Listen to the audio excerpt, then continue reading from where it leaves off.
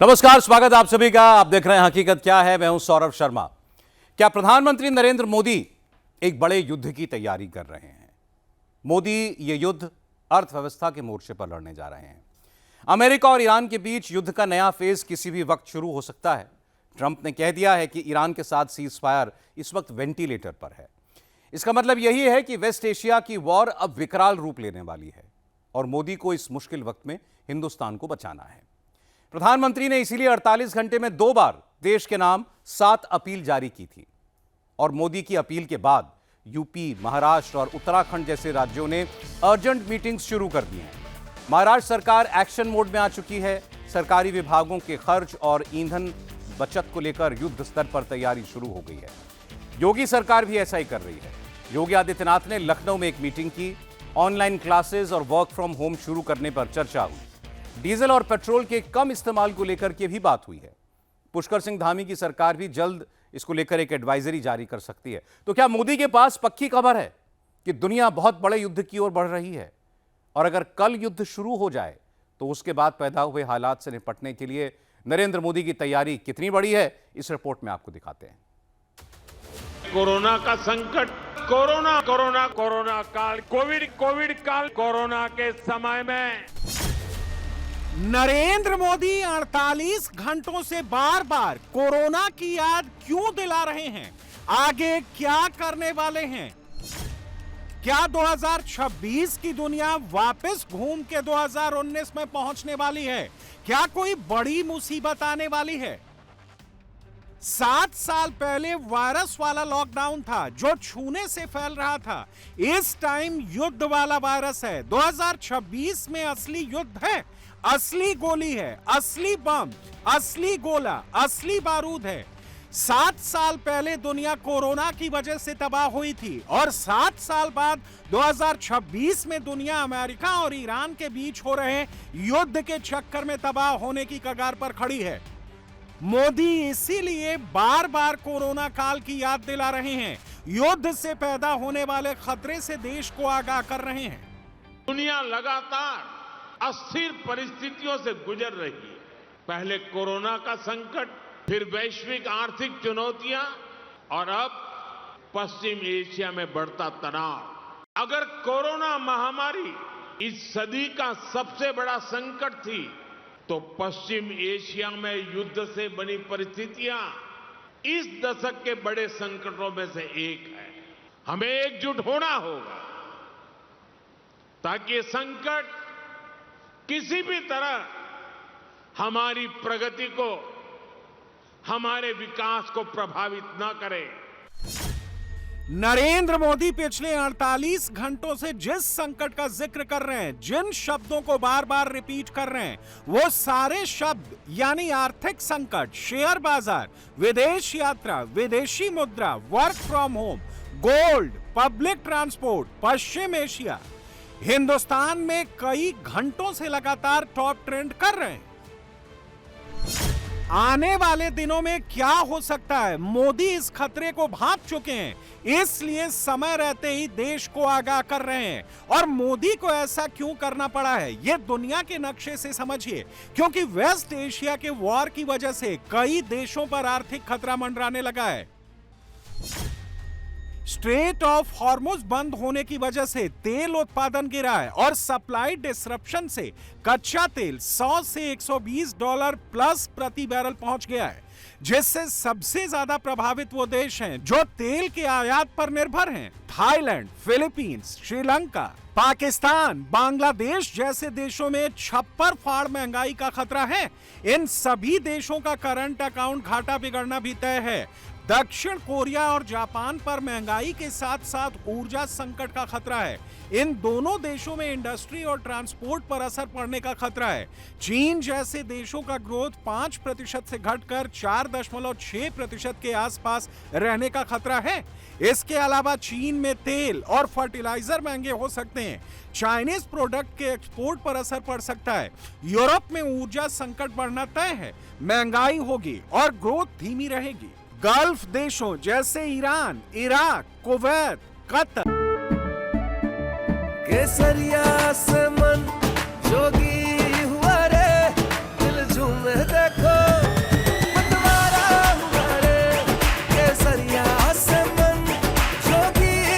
हर पल मनाओ केसरी त्योहार।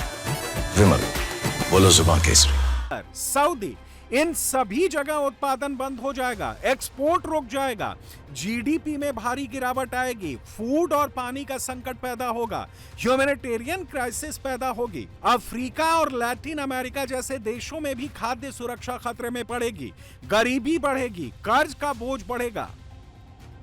पूरी दुनिया में इस वक्त इकलौता हिंदुस्तान ऐसा देश है जहां पैनिक जैसे हालात नहीं है, क्योंकि मोदी की नीतियों ने भारत को बड़े नुकसान से बचा रखा है। भारत के पास इस वक्त भी 60 दिनों का कच्चा तेल मौजूद है, 60 दिनों की एलएनजी और 45 दिनों का एलपीजी भंडार भी उपलब्ध है। देश में किसी भी पेट्रोलियम उत्पाद की फिलहाल कोई कमी नहीं है। Uncertainty surrounding the supply disruptions on account of the closure of the Strait of Hormuz, a process that started on 28th February. We are now into 75th day of that. Let me tell you categorically, we have no supply side problems. Today, the country has more than enough stocks of crude oil, LNG and LPG. When this crisis began, there were some concerns, but we converted the challenge into an opportunity. We have ramped up our domestic production of LPG, which used to be 36,000 metric tons per day. We have now taken it up to 54,000 metric tons per day. Today, I can tell you that the situation in the last 4 years, there has been no increase in prices. Today we are in a situation, we don't know how long the blockades or counter blockades in the Strait of Hormuz will continue, but I can tell you categorically that today we are in a situation where, unlike other countries in the world, which have had to either face severe problems in terms of availability and supply, or where prices have gone up 50-60%, the Honorable Prime Minister's statement is very visionary. It looks to the future, that if this were to continue, we also have to look at what we can do in terms of lifestyle changes. We can overcome any international global challenge with great resilience. The world is going through a challenging time. The war in West Asia has certainly disrupted global trade and global investment flows. And in these trying times, India has a great opportunity to outshine others. Under Prime Minister Narendra Modi's leadership, I have no doubt in my mind, 1.4 billion Indians, 140 crore भारतवासी प्रधानमंत्री नरेंद्र मोदी जी के साथ खड़े हैं. We will all rally behind him to strengthen the Indian future. लेकिन नरेंद्र मोदी को यह भी पता है कि युद्ध का खतरा टला नहीं है, वो हर बीतते सेकंड के साथ बढ़ता जा रहा है. ट्रंप ने तो ईरान के साथ हुए सीज फायर पर यह तक कह दिया है कि वो अब वेंटिलेटर पर हैं. इससे साफ है कि मोदी भांप चुके हैं कि आने वाले दिनों में क्या होने वाला है. इसीलिए प्रधानमंत्री ने देश के नाम 7 संदेश जारी किए हैं. इस वक्त दुनिया में जैसे हालात हैं, वैसे हालात भारत में पैदा नहीं हुए हैं, लेकिन सावधानी बरतना और मुश्किल वक्त के लिए रेडी रहना, इसमें कोई बुराई भी नहीं है. रही बात दुनिया की, तो ऊर्जा बचाने और महंगाई से निपटने के लिए कौन सा देश क्या कर रहा है, यह भी देख लीजिए. थाईलैंड में एसी को 26 डिग्री सेंटीग्रेड पर सेट करने को कह दिया गया है. सूट की जगह शॉर्ट स्लीव्स पहनने के लिए कह दिया गया है ताकि एसी कम चले. घर से काम और वीडियो कॉन्फ्रेंसिंग से मीटिंग्स हो रही हैं. कार पूलिंग की जा रही है. अनावश्यक यात्रा कम कर दी गई है. कुकिंग गैस की कीमत फ्रीज कर दी गई है.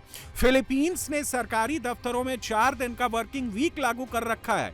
ऊर्जा इमरजेंसी घोषित कर दी है. एसी और अनावश्यक यात्रा पर पाबंदी लगा दी है. म्यांमार में ऑड इवन सिस्टम लागू हो रखा है. श्रीलंका में बीच सप्ताह में छुट्टी का ऐलान हो चुका है. क्यूआर कोड से फ्यूल राशनिंग यानी हर हफ्ते सीमित लीटर तेल दिया जा रहा है। स्कूल, कॉलेज और गैर जरूरी दफ्तर या तो बंद हैं या फिर ऑनलाइन कर दिए गए हैं। जापान और यूरोप ने स्ट्रेटेजिक तेल स्टॉक निकालना शुरू कर दिया है। वियतनाम में वर्क फ्रॉम होम, अनावश्यक यात्रा कम, पब्लिक ट्रांसपोर्ट को बढ़ावा दिया जा रहा है। मिस्र में दुकानें, रेस्टोरेंट रात 9 बजे बंद, स्ट्रीट लाइट्स कम कर दी गई हैं। इंटरनेशनल एनर्जी एजेंसी की 2026 energy crisis policy response tracker report बताती है कि पश्चिम एशिया के युद्ध की वजह से 82 देशों और देशों के समूहों ने ऊर्जा बचाने के लिए अलग अलग कदम उठाए हैं। इनमें तेल की खपत कम करना, गाड़ियों की स्पीड लिमिट लगाना, ईंधन राशनिंग करना और निजी गाड़ियों के इस्तेमाल पर पाबंदी जैसे उपाय शामिल हैं। 14 देशों ने वर्क फ्रॉम होम को बढ़ावा दिया है। 8 देशों ने एयर कंडीशनर का तापमान तय कर दिया है जो 26 डिग्री के ऊपर नहीं चलेगा। 8 देशों ने स्कूल और यूनिवर्सिटी या तो बंद कर दिए हैं या उनके खुलने का समय कम कर दिया है। यानी जो स्टेप्स दुनिया के बाकी देश उठा रहे हैं, भारत ने अभी वो स्टेप्स नहीं उठाए। मोदी ने देशवासियों को अभी सिर्फ सलाह दी है, सिर्फ गुजारिश की है, कोई जोर जबरदस्ती नहीं की है। भारत ने अब तक ऊर्जा संकट को दूसरे देशों की तुलना में बेहतर तरीके से संभाला है, लेकिन आगे लंबा खेल है। अगर युद्ध चला तो महंगाई बढ़ेगी, घाटा बढ़ेगा और ग्रोथ पर असर पड़ेगा। इसलिए सरकार अभी से सावधानी से कदम उठा रही है। आम आदमी को बचाते हुए अर्थव्यवस्था को भी संभालना है। इसके लिए आगे का प्लान बना रही है। मोदी ने जो 7 मंत्र दिए हैं वो इसी प्लान का हिस्सा हैं। देखिए, देश के प्रधानमंत्री नरेंद्र मोदी जी की अपील पर देश उनके साथ। केसरिया से मन जोगी देखो मतवारा हुआ रे, केसरिया से मन जोगी हुआ। हर पल मनाओ केसरी त्योहार। विमल, बोलो जुबान केसरी।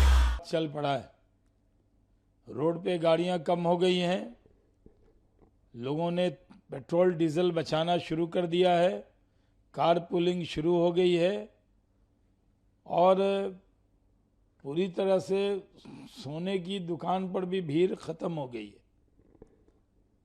प्रधानमंत्री जब अपील करते हैं, देश उसके साथ चलता है, क्यों प्रधानमंत्री एक सिर्फ प्रधानमंत्री नहीं है बल्कि देश के अभिभावक, गार्जियन, देश के नेता हैं। वो जो आवाज देते हैं उस आवाज के साथ देश चलने लगता है। प्रधानमंत्री जी की अपील ये देश हित में अपील है। हम सभी को प्रयास करना होगा। मैं ये मानता हूं कि एक दिन में सारा बदलाव नहीं हो सकता है, लेकिन सबने थोड़ा थोड़ा प्रयास किया तब भी बदलाव हो सकता है। हम लोग भी अपने अपने तरीके से इसमें क्या बदलाव कर सकते हैं। व्यक्तिगत रूप से देवेंद्र फडणवीस क्या बदलाव कर सकता है, शासन के रूप में महाराष्ट्र शासन क्या बदलाव कर सकता है और जनता को हम किस प्रकार से प्रेरित कर सकते हैं, ये पूरा प्रयास हम महाराष्ट्र में करेंगे। ये वैश्विक संकट कोई नरेंद्र मोदी जी के कारण थोड़ी ना आया है। ये वैश्विक संकट वहाँ आया है, पूरी दुनिया उस संकट के कारण चुनौती का सामना कर रही है, तो भारत भी कर रहा है। और हमारे भारत के अंदर इतनी सामर्थ्य है। मोदी जी ने जो अपील की है देशवासियों से, देश उस दिशा में चल रहा है। हम उत्तराखंड में भी अपनी एडवाइजरी बना रहे हैं, जारी कर रहे हैं। अधिक से अधिक हम ईंधन बचाने के लिए, उर्वरक बचाने के लिए जो हमारे अन्य विकल्प हो सकते हैं, उन सभी विकल्पों पर हम काम कर रहे हैं। और मुझे लगता है कि पूरे भारतवासी, चूंकि मोदी जी के अपील का ही असर था कि कोरोना महामारी में लोगों ने उसको माना और हमारा देश उस वैश्विक संकट से उभरा, तो ऐसे समय में भी पूरा देश एक होकर जो है इस संकट को भी, इस चुनौती को भी पार करेगा।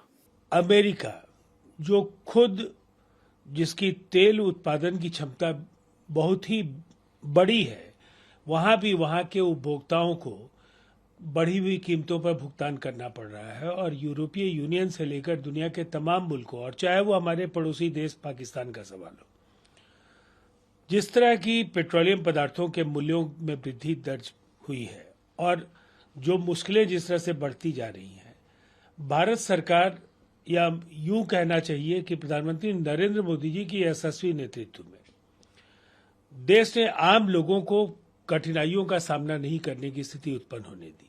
अगर हम नियंत्रित तरीके से और संयम के साथ सोने की खरीदारी का सवाल हो, विदेश यात्राओं का सवाल हो,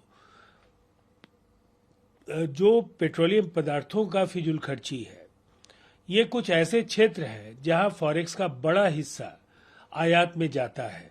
तो ये जरूर कौन क्या कहता है उसे महत्वपूर्ण है कि हमारी विवेकशील जो जनता है उसे धैर्य के साथ इस मुश्किल का सामना करने के लिए खुद को तैयार करना चाहिए और देश की मदद करनी चाहिए। यानी एक ऐसा वक्त जब मोदी देश को भविष्य के संकट से सावधान कर रहे हैं, उस वक्त मोदी विरोधी पैनिक क्रिएट कर रहे हैं, पोस्टरबाजी कर रहे हैं। मोदी नाकाम हो गए हैं। मोदी ने देश का बुरा हाल कर दिया। कांग्रेस का इकोसिस्टम अपनी टाइमलाइन पर ऐसे ऐसे नैरेटिव बना रहा है। राहुल हो, तेजस्वी हो, अखिलेश हो, सुप्रिया सुले हो या फिर इंडिया अलायंस से जुड़ा कोई और नेता, हर कोई इस ग्लोबल क्राइसिस के बीच मोदी को घेरने वाले स्क्रिप्ट पर काम कर रहा है। मोदी की अपील को एक दूसरा नैरेटिव देकर देश के लोगों के बीच परोस रहा है। दरअसल इस इकोसिस्टम का सिंगल पॉइंट एजेंडा ही यही है कि किसी तरह ग्लोबल क्राइसिस के बीच मोदी की कोशिशों को नाकाम कर दो। देश के लोगों की नजरों में मोदी को बदनाम कर दो।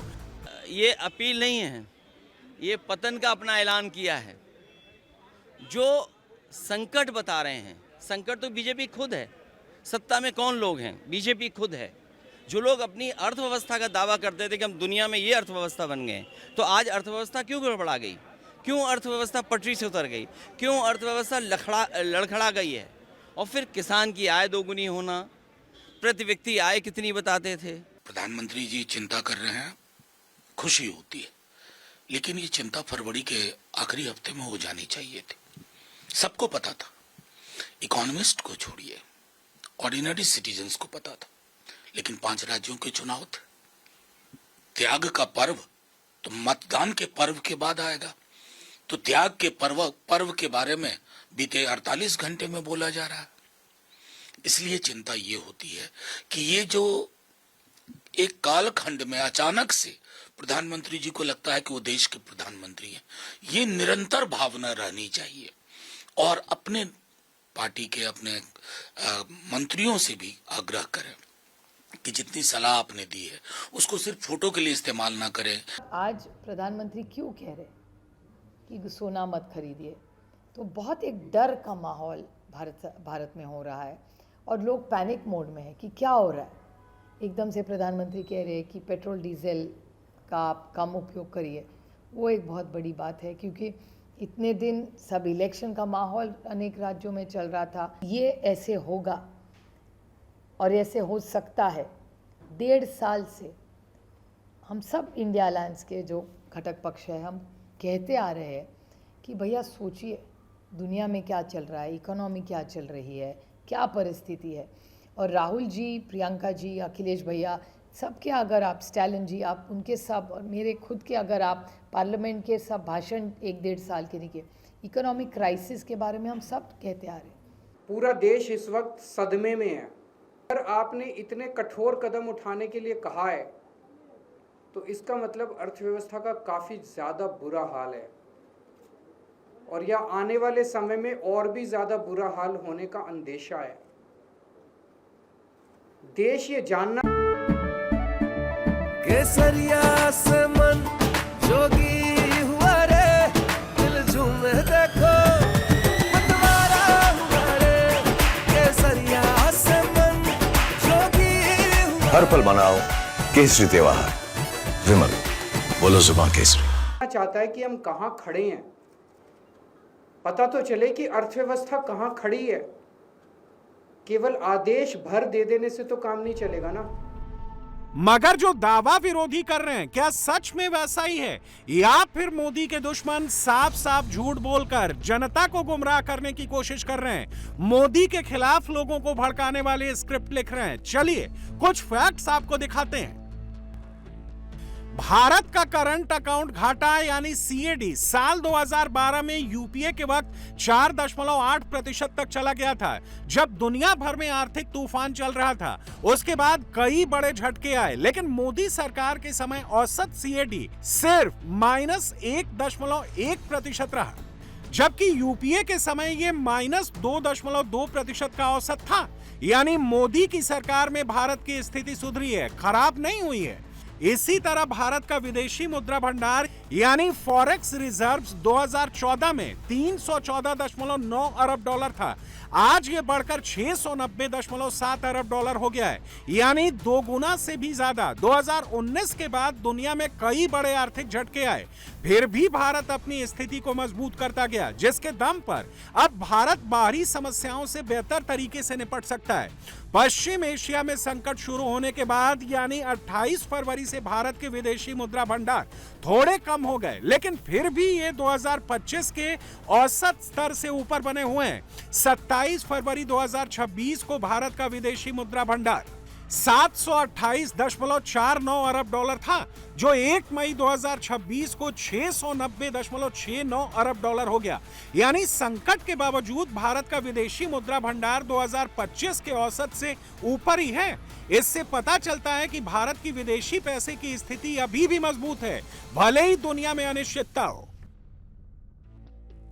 यानी विपक्ष चाहे कितना भी शोर मचाए, इस फैक्ट से इनकार नहीं किया जा सकता कि 2014 के बाद से लेकर अब तक जब जब दुनिया में युद्ध जैसे हालात पैदा हुए हैं या फिर कोई और क्राइसिस आई है, उसका सबसे कम असर हिंदुस्तान पर पड़ा है। और ये इसलिए मुमकिन हुआ है क्योंकि मोदी ने खुद फ्रंट से लीड किया है, देश से कुछ छुपाया नहीं, हर चुनौती को हेड ऑन लिया है। कांग्रेस ने एक बड़ा बवाल बनाया।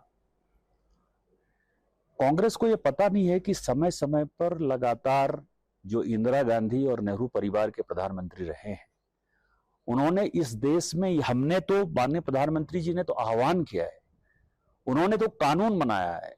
जब 62 में नेहरू जी चीन का युद्ध हार गए, क्योंकि मैं लेह में हूं तो इसीलिए बहुत इंपॉर्टेंट है, 63 में गोल्ड के ऊपर एक नोटिफिकेशन जारी किया कि कोई भी सोना की खरीद बिक्री नहीं हो सकती है।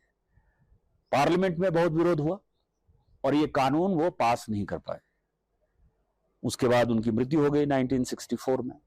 65 में जब भारत पाकिस्तान का युद्ध हुआ, उसके लिए भी ये ले बहुत इंपॉर्टेंट है जहां मैं खड़ा हूं, तो उस वक्त शास्त्री जी ने कहा कि एक टाइम खाइए और जितने लोगों के पास गोल्ड है वो गोल्ड दान करिए, और लोगों ने सहर्ष गोल्ड दान किया है। आज तो प्रधानमंत्री जी केवल कह रहे हैं कि खरीदिए बेचिए, उन्होंने तो गोल्ड दान करने की बात की और भारत के लोगों ने जो है गोल्ड दान किया।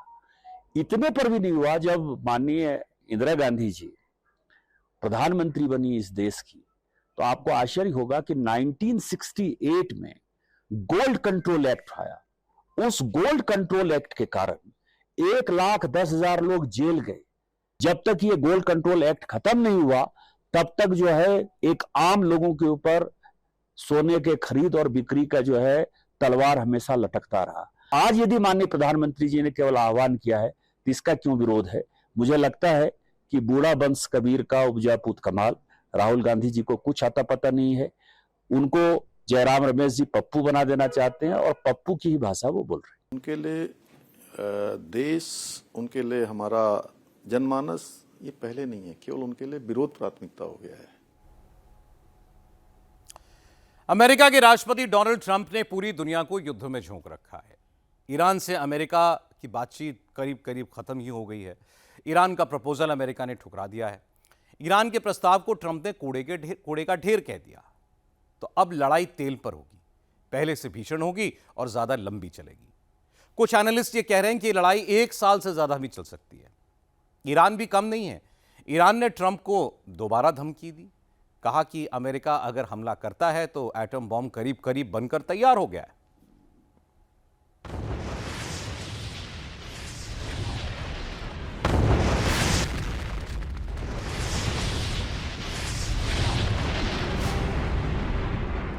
You won't have to know. If there's no ceasefire, you're not going to have to know. You're just going to have to look at one big glow coming out of Iran.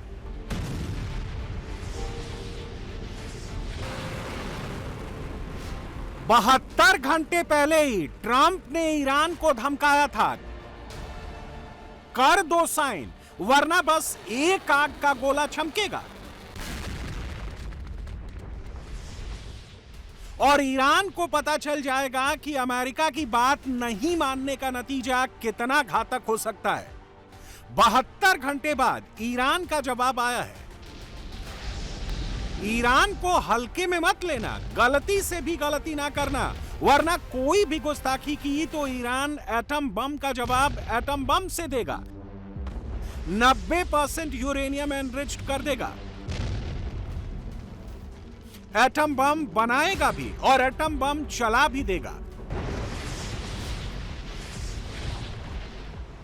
सवाल यह है कि क्या Iran ने 90% atom bomb बना लिया है? क्या अमेरिका ईरान में न्यूक्लियर वॉर होने वाली है? पिछले 3 दिनों से सारे डॉट्स एटमी जंग की तरफ इशारा कर रहे हैं। ट्रंप की धमकी का जवाब ईरान की धमकी से आ रहा है।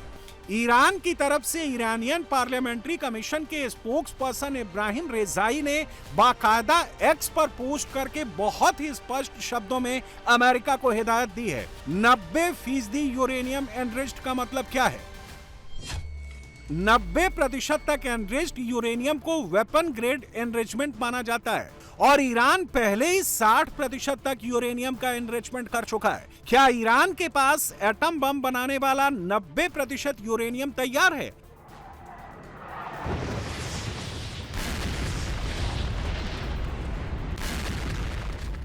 अगर ऐसा है तो अमेरिका अब ईरान को एटम बम बनाने से रोक नहीं पाएगा।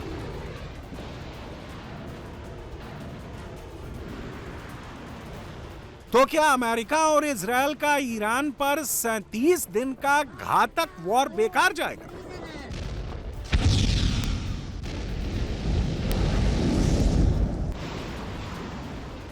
मिडिल ईस्ट की लड़ाई अब एटमी लड़ाई तक क्यों पहुंच गई है? क्योंकि ईरान ने साफ कह दिया है कि किसी भी सूरत में ईरान अपने यूरेनियम से समझौता नहीं करने वाला है।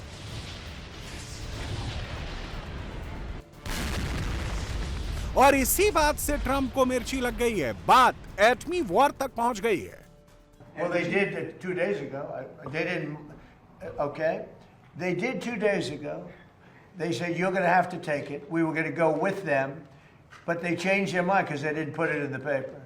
So when they sent us this document that we waited 4 days for, that should have taken 10 minutes to do. Look, it's very simple. We get that. They guarantee no nuclear weapons for a very long period of time, and a couple of other minor things, but they just can't get there. जिस प्रस्ताव पर Trump भड़के हुए हैं, उस प्रस्ताव को Iran ने पाकिस्तानी मध्यस्थों के जरिए अमेरिका को भेजा था।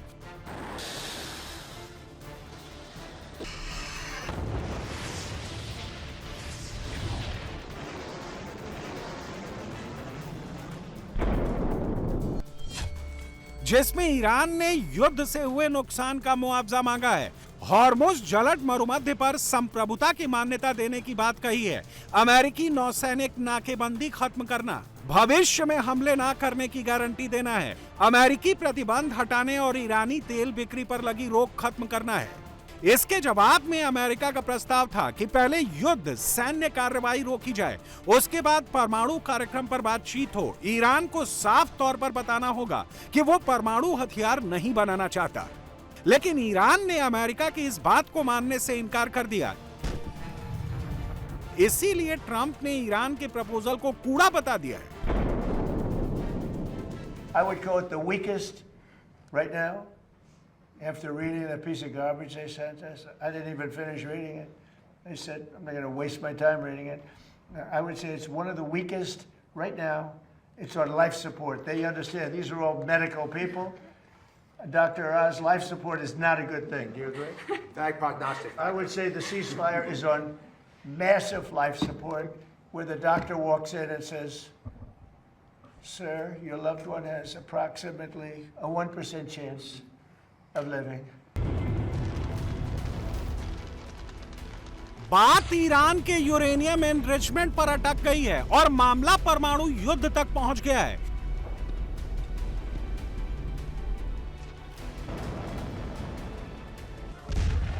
ईरान साफ साफ कह रहा है कि उसकी मांगे जायज हैं, बात होगी तो बराबरी पर होगी। अमेरिका की दादागिरी नहीं चलेगी। न्यूक्लियर प्रोग्राम पर बात अभी तो कतई नहीं होगी। متاسفیم که طرفهای آمریکایی کماکان بر اساس ذهنیت‌هایی که عمدتاً هم ساخته پرداخته رژیم صهیونیستی است همچنان بر دیدگاه‌های یکسویه خودشون و خواسته‌های نامعقولشون پافشاری میکنن. ईरान किसी तरह झुकने के मूड में नहीं है। ट्रंप ने परमाणु बम की धमकी दी तो ईरान ने 90% यूरेनियम एनरिचमेंट का शिगुफा छोड़ दिया।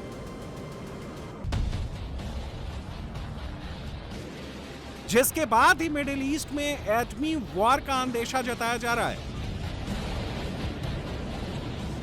ट्रंप का एक बयान आता है, ईरान 4 बात सुना देता है।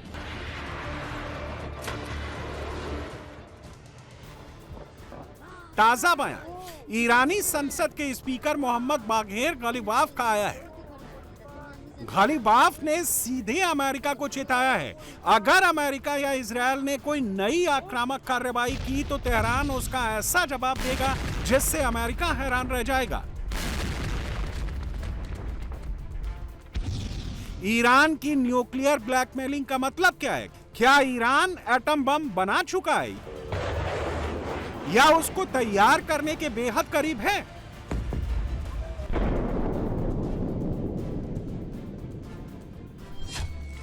ईरान का दावा है कि उसने ऊर्जा जरूरत के लिए यूरेनियम एनरिच किया है। न्यूक्लियर रिएक्टर के लिए 60% तक एनरिचमेंट वाले यूरेनियम की जरूरत होती है। एक्सपर्ट्स का मानना है कि 60% एनरिचमेंट के बाद 90% तक पहुंचने में ज्यादा वक्त नहीं लगता। 90% यूरेनियम एनरिचमेंट के बाद इससे न्यूक्लियर बम बनाया जा सकता है। अगर ये सही है तो मिडिल ईस्ट की जंग न्यूक्लियर वॉर के मुहाने तक पहुंच गई है और ये सिर्फ ईरान, अमेरिका, इजराइल की जंग नहीं रह जाएगी, पूरी दुनिया पर इसका असर पड़ेगा।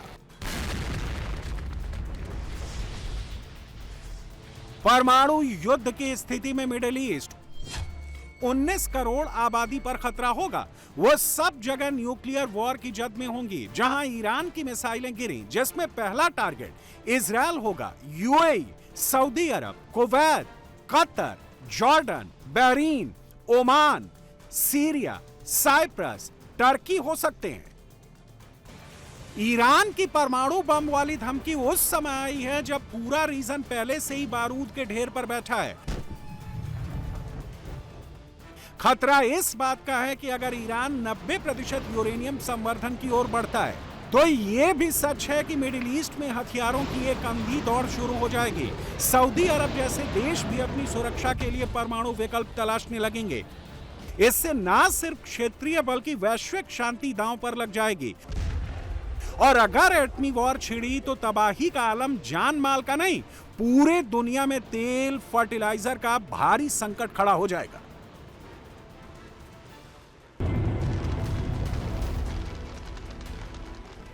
क्यों पूरी दुनिया एटम वॉर की दहशत में है? क्यों अमेरिका, ईरान एटम बम की धमकी दे रहे हैं? क्यों ईरान का यूरेनियम गले की फांस बना हुआ है? सीज फायर की बात हो रही है, फिर अटक क्यों जा रही है?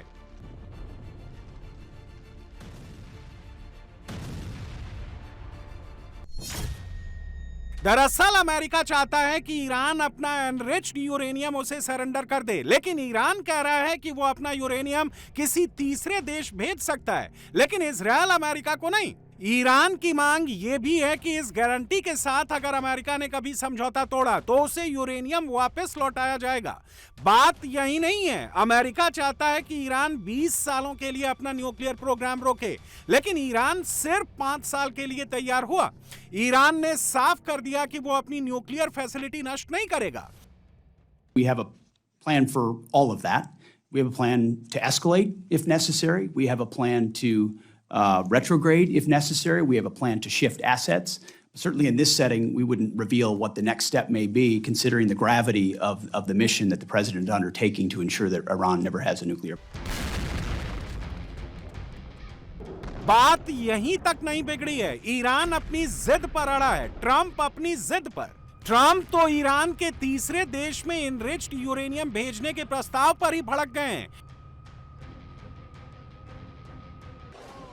ट्रंप कह चुके हैं कि किसी ने ईरान का यूरेनियम निकालने की कोशिश की तो उड़ा देंगे। ट्रंप का दावा तो यहां तक है कि वो कभी भी ईरानी यूरेनियम हासिल कर सकते हैं। ईरानी ठिकानों पर यूएस सेना की कड़ी निगरानी है। अगर हमारे अलावा किसी ने भी यूरेनियम को निकालने की कोशिश की तो हम उसे उड़ा देंगे। सिर्फ ट्रंप ही नहीं, ऐसी धमकी इजरायली पीएम नेतन्याहू ने भी दी है। उन्होंने कहा है कि ईरान से एनरिच्ड यूरेनियम हर हाल में निकालेंगे।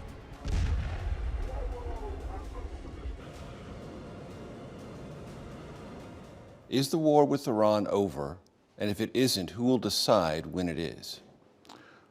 I think it accomplished a great deal, but it's not over because there's still nuclear material, enriched uranium that has to be taken out of Iran. There is still enrichment sites that have to be dismantled. There are still proxies that Iran supports. There are ballistic missiles that they still want to produce. Now, we've degraded a lot of it, but all of that is still there, and there's work to be done. How do you envision the highly enriched uranium will be removed from Iran? You go in and you take it out. With what? Special forces from Israel? Special forces from the United States? Well, I'm not going to talk about military means, but what President Trump has said to me, I want to go in there. And I think it can be done physically. That's not the problem. उधर Iran ने कहा है कि ये सोचना भी मत। Iran को भी पता है कि यूरेनियम में अमेरिका इजरायल की जान अटकी हुई है। अगर वो उसके पास से चला गया तो पूरी जंग हार जाएगा। इसीलिए न्यूक्लियर ब्लैकमेलिंग से डरने की बजाय डरा रहा है। ईरान के इस कदम से सबसे ज्यादा टेंशन में मिडिल ईस्ट के देश हैं। हॉर्मुज के बंद होने से पूरी इकोनॉमी तबाह हो चुकी है और अब न्यूक्लियर वॉर की धमकी से तनाव और बढ़ गया है। इस वक्त ईरान सबसे ज्यादा यूएई पर भड़का हुआ है।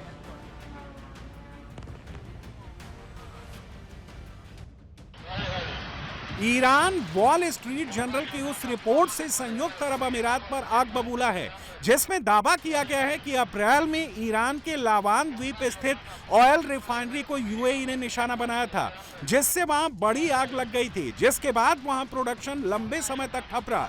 ईरान का आरोप है कि सीज फायर का उल्लंघन कर यूएई ने हमला किया। हालांकि यूएई की तरफ से कहा गया कि ईरान के हमले के बाद उसे अपनी सुरक्षा का अधिकार है। तनाव घट नहीं रहा है, तनाव बढ़ता ही जा रहा है और फिक्र की बात यह है कि अब एटमी वॉर की धमकी शुरू हो गई है। यह फिक्र मिडिल ईस्ट के देशों को भी हो रही है।